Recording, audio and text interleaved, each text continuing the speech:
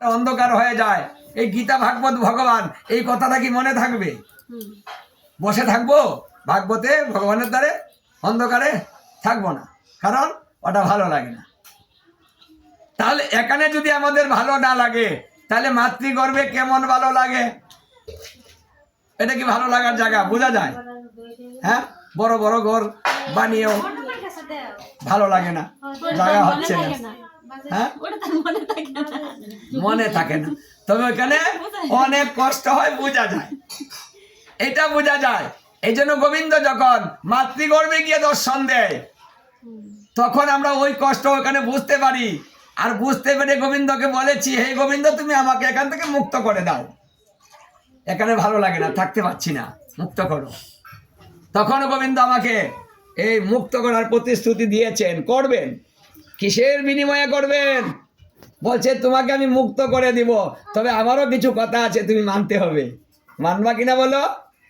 তো সেদিন কিন্তু আমরা বলেছি মানবো, বলো, যা বলবে তাই শুনবো।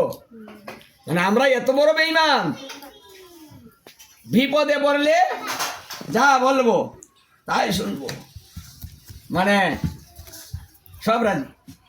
বিপদ চলে গেলে আবার সব ভুলে যাই। হ্যাঁ? গোবিন্দ বলেছে, তুই আমার সেবা পূজা করবি, তুই আমার গুণকীর্তন করবি, তুই আমার সঙ্গে ভালোবাসা করবি, তোকে আমি এখান থেকে মুক্ত করে দিব। তোর চিন্তা করতে হবে না, তোর ভরণ পোষণের দায়িত্ব সবকিছু আমি নিব। বাহ, কথা দিলাম, রাজি, পাঠাও তুমি আমাকে। হ্যাঁ, এখন কথা দিয়ে আসলাম, এসে কি করলাম? এই মহামায়ায়, এই যে মায়া, এই মহামায়া করে আমরা সেই কথা দেওয়াটা ভুলে গেলাম। স্মৃতি নষ্ট হয়ে গেল, স্মরণ শক্তি নষ্ট হয়ে গেল।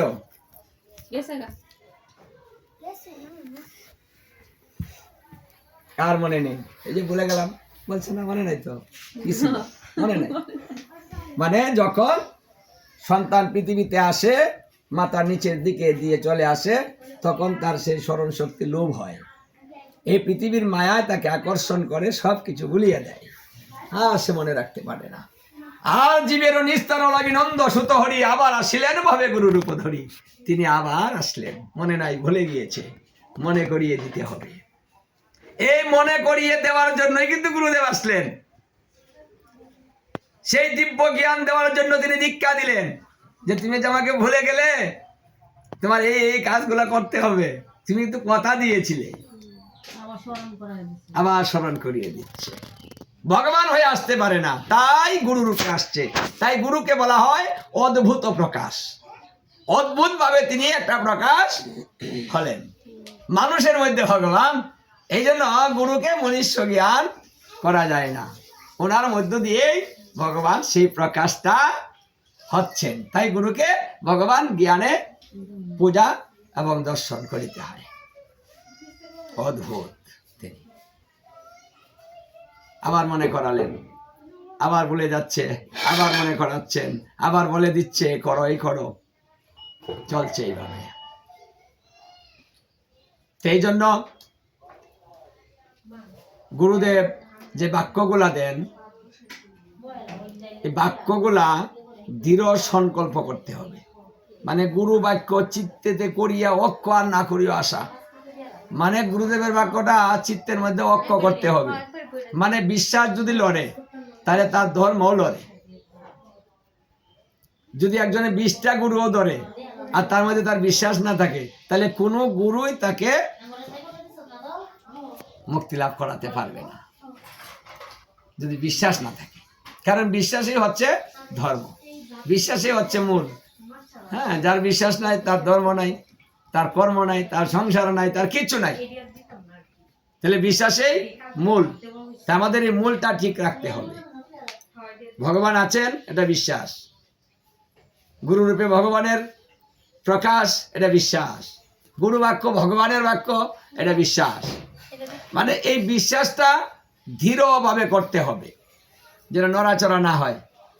তাহলে সেই ব্যক্তি অন্তিমকালে কৃষ্ণ দর্শন করতে পারবে এবং জন্ম মৃত্যু তার নিবারণ হবে। এই সংসারে এসে তার জ্বালা যন্ত্রণা ভোগ করতে হবে না। কিন্তু ভক্তকে ভগবান প্রাথমিক কষ্ট দিয়ে পরে তাকে সুখী বানায়, যে তুমি আমাকে ভালোবাসবে, তোমাকে আমি পরীক্ষা করব। ভালোবাসবে না, পরীক্ষার দরকার নেই। কারণ যে লেখাপড়া করে না তার তো পরীক্ষা লাগে না, লেখাপড়া করলেই তো পরীক্ষা দিতে হয়।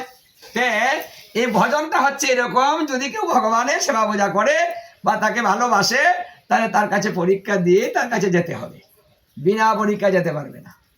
এই জন্য দুঃখ হবে, কষ্ট হবে, জ্বালাবে, পোড়াবে, বর্ষ করবে, অনেক আঘাত আসবে। আর মানুষ বলবে, কি গো তুমি গোবিন্দ পূজা করো আর তোমার কপালে এত কষ্ট কেন? গোবিন্দ ছাড়ো, অন্য কিছু ধরো। নেত্রকোণে একজনের গোবিন্দ পূজা করে আর খালি গোয়ালের গরু মরে। বেটি কি করছে, আগে নিয়া গোবিন্দ এসে নদী, আমি এত পূজা করি প্রতিদিন, আমার গরুই খালি মরে, তাহলে এই গোবিন্দ পূজা আমি তো মুখে, আমার গরু মরে, এই নিয়ে গরু নিয়ে হলাইছে নদী, এই গোবিন্দ নিয়ে হলাইছে। আর যারা পূজা করে না তারা সংসার আরো খালি উঠতে উঠতে উঠতেছে। হ্যাঁ, এই সব পূজা কেন করবো? ফেলে দিলে 2-4 বছর গেছে, গোবিন্দ পূজা করে না। এখন গরু মনে মনে করে শেষ, আর নাই। এখন সংসারে আরো অশান্তি বাড়ছে, মানে অশান্তি তো কমবে, এখন আরো বাড়ছে। 4 বছর পরে বাড়ে গেছিলাম, পরে বলল পাঠের শেষে, বলল যে আমার তো অপরাধ করলাম, আমি বুঝতে পারি না, এতে আমি কি করব, গোবিন্দ ফেলে দিছি। এখন রাগে ফেলে দিয়েছি। আচ্ছা, ছেলে মেয়ে যদি দুষ্টামি করে, ক্ষতি করে, তুমি কি ছেলে মেয়ে ফেলে দেও? দুষ্টামি করে না, ছেলে মেয়েকে মানে ফেলে দেয়?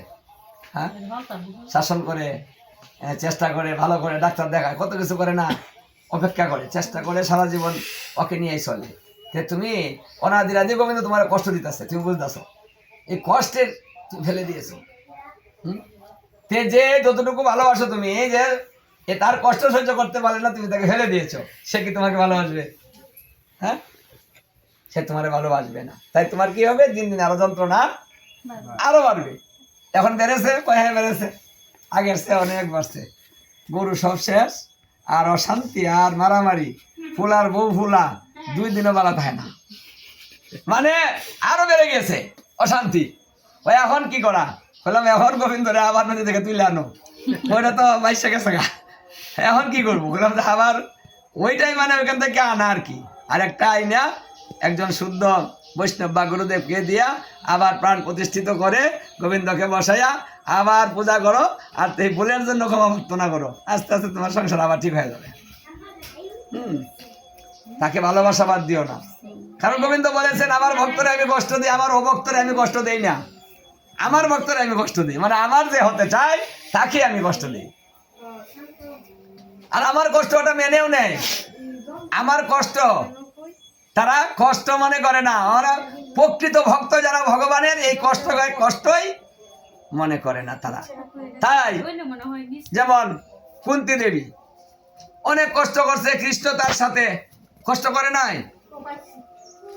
যদু গৃহে তাদেরকে পুড়িয়ে মেরে ফেলা ব্যবস্থা করা হয়েছে, জলে বনে কত জায়গায় তাদেরকে মারার ব্যবস্থা করা হয়েছে, ভীমকে জলকে ফেলে দেওয়া হয়েছে, জলে ভীমকে মেরে ফেলবে, হ্যাঁ, কত ব্যবস্থা করা হয়েছে, দিয়েছে বনবাস। এই কুন্তী দেবী অনেক কষ্ট করেছে তার এই পঞ্চপাণ্ডব, তার সন্তানদেরকে নিয়ে। কৃষ্ণ তো সঙ্গেই ছিল, যার সঙ্গে কৃষ্ণ ছিল, আর কুন্তী হচ্ছে কৃষ্ণের পিসি, তাহলে যার এই আত্মীয় ঘনিষ্ঠ, তারপরে সঙ্গে বাস করে, কি সঙ্গে চলে, যার রথের সারথি হয়ে কৃষ্ণ দাঁড়িয়ে আছে, এত ভক্ত, এত ভালোবাসা তার সঙ্গে, যে তার রথ চালাবে। হ্যাঁ, তারা সঙ্গে থাকে, কি করে সেখানে এদের এত দুঃখ কষ্ট হয়, তো ভগবান কি ফেরাতে পারলো না? পঞ্চপাণ্ডবের 5 পুত্রকে গলা কেটে হত্যা করা হলো, কে কৃষ্ণ ফেরাতে পারলো না? ও জানে না যে মারবে ওকে? কি দ্রৌপদী কষ্ট পাবে? দ্রৌপদী আমার এত ভালো ভক্ত, কষ্ট পাবে, তার সন্তানকে আমি রক্ষা করতে পারতো না? পারত। অর্জুন কিন্তু কথা দিয়েছিল যে মেরেছে তাকেও আমি তোমার সামনে এসে হত্যা করব, বেঁধে নিয়ে আনা হয়েছিল। কিন্তু দ্রৌপদী বলেছিল তুমি তাকে ছেড়ে দাও। বলছে তোমার পঞ্চপুত্র যে মেরেছে তাকে ছেড়ে দিতে বলছো তুমি? বলছে হ্যাঁ ছেড়ে দাও। আমি যেমন কষ্ট পাচ্ছি তারও মা আছে, তার মা এরকম কষ্টটাই পাবে। আমার সন্তান উঠে আসবে না, কিন্তু দ্বিতীয় কষ্ট পাক সেটা আমি আর চাই না। তখন কৃষ্ণ হেসে দিয়ে বলছিল আমার ভক্ত এমনই হয়, মানে আমার ভক্তের দয়াটা বেশি হয়, নিজের ক্ষতি হয় কিন্তু অন্যের ক্ষতি সে সহ্য করতে পারে না। এটাই হলো আমার ভক্ত। বাহ, মানে ওরাই হচ্ছে আমার ভক্ত, এটা আমার ভক্তের স্বভাব। তাই যারা ভগবানের ভক্ত হবেন এই চিন্তাটা আগে করে নিবেন যে আমাকে কষ্ট করতে হবে, আমাকে জ্বলতে হবে, আমাকে পোড়াবে, অঘটন ঘটাবে, আমার উপর দিয়ে অনেক কিছু যাবে, এইটা মেনে নিয়ে ভক্ত হতে হবে। আর যারা মনে করছেন যে না ভগবানের ভক্ত হলে আমি সুখী হয়ে যাব, ধনী হয়ে যাব, টাকা হয়ে যাবে, আনন্দে সংসার ভরে যাবে, তাহলে ভুল করতেছেন। ওটা দেয় না গোবিন্দ আগেই, ওটা দিবে পরে। যখন ভক্ত কষ্ট করতে করতে, মানে ভগবান নিজেই কষ্ট সহ্য করতে পারবেন না, মানে ভক্ত কষ্ট সহ্য করতে পারছে, করছে, করে যাচ্ছে, আর বলেই যাচ্ছে তুমি আমাকে শক্তি দাও, আমাকে ধৈর্যের শক্তি তুমি দাও, কষ্ট দিয়ে যাও, বলেই যাচ্ছে। তখন গোবিন্দ স্বয়ং নিজে কষ্ট পাচ্ছে।